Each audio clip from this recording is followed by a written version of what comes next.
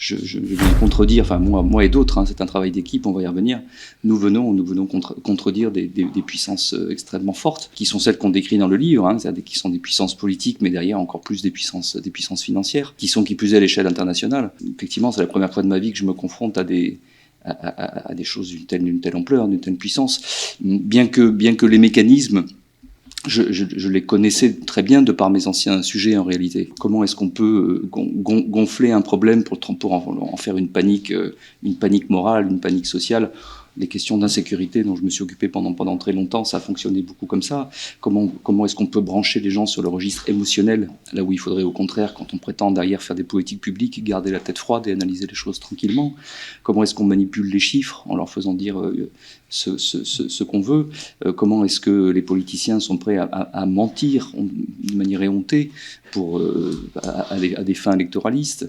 Comment est-ce qu'une partie des médias sont complaisants vis-à-vis de ces mensonges, voire même mettent en scène, hein? Donc toutes ces choses-là, je les ai déjà racontées dans nos nombreux livres, etc., sur l'insécurité.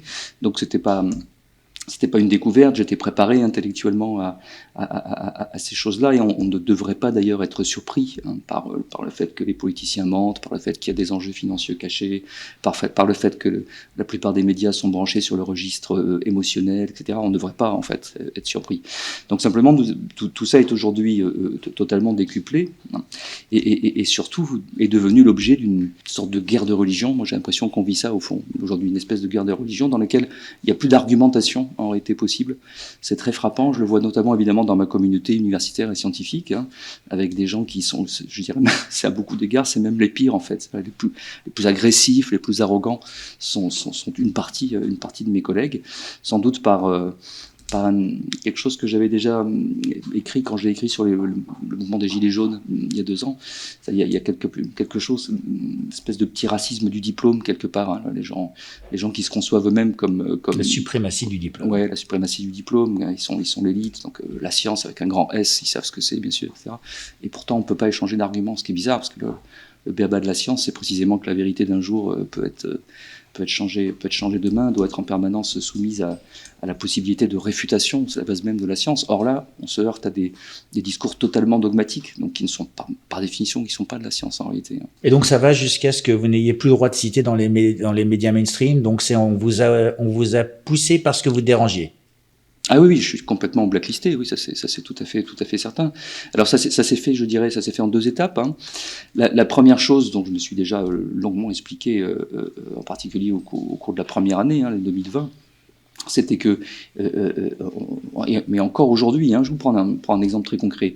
J'envoie mon livre à un collègue et ami avec qui j'ai travaillé à de nombreuses reprises, etc., qui fait partie des gens qui me prennent pour un fou, sans doute, hein. Je pense que il s'est passé je ne sais pas quoi dans ma tête depuis 2 ans, qui fait que je ne serai plus le même qu'avant. Donc je vais avoir mon livre en disant, écoute, s'il te plaît, lis-moi, tu comprendras peut-être un petit peu mieux. Donc voilà, il se trouve que je l'ai ensuite de manière incidente au téléphone pour autre chose, pour raison professionnelle 2 semaines après.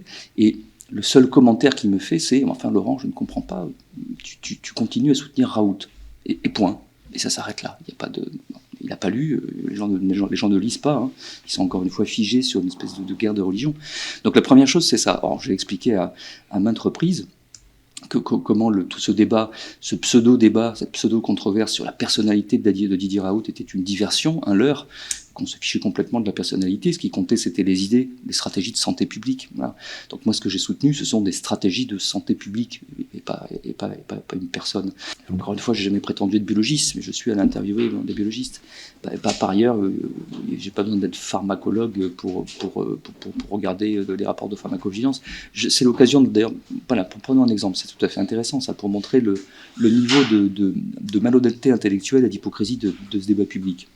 Lorsque en avril, mai, juin, c'est le moment, lorsqu'en avril, mai, juin, dans le débat public, les influenceurs d'Internet et les journalistes, une partie des journalistes qui les suivent et qui sont devenus des influenceurs eux aussi, hein, qui se comportent de la même manière, lorsqu'ils ils l'ont jamais perdu jusqu'à aujourd'hui, d'ailleurs, pour obsession de vouloir tuer symboliquement l'IHU de Marseille, et donc de tuer la proposition thérapeutique en se concentrant sur l'hydroxychloroquine.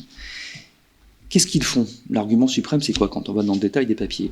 Eh bien, c'est d'aller utiliser des rapports de pharmacovigilance, qui sont publiés par l'Agence nationale de sécurité du médicament, pour nous dire, regardez, l'hydroxychloroquine présente une dangerosité cardiaque, et on a trouvé, de mémoire, c'est 4 morts.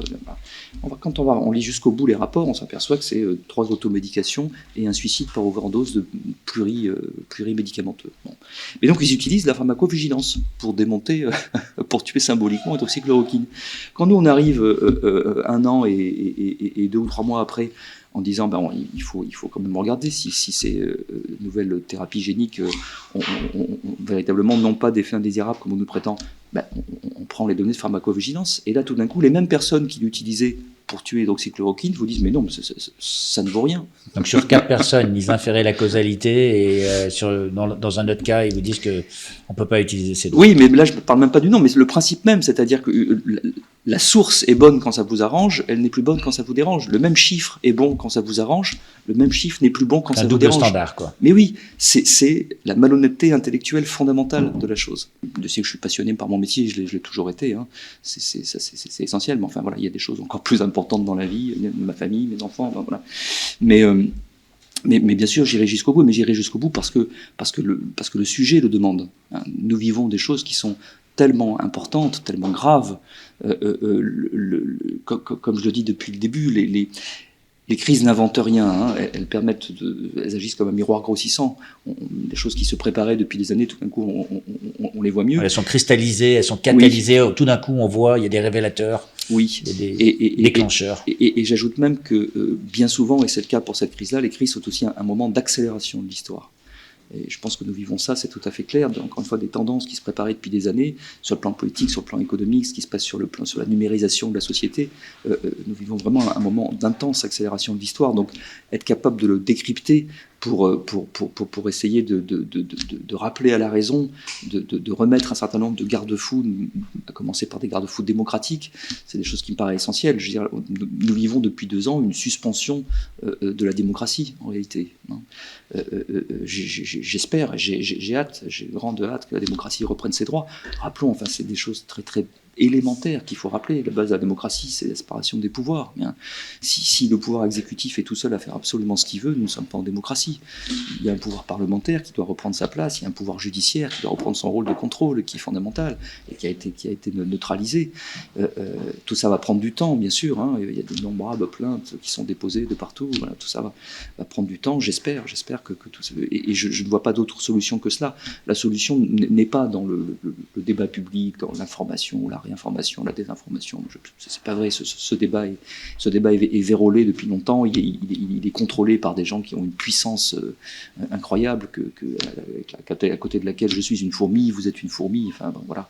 Mais par contre, le pouvoir parlementaire, les commissions d'enquête, le pouvoir judiciaire, ça, ce sont des choses fondamentales. Donc, oui, nous vivons un moment où la démocratie est en grand danger.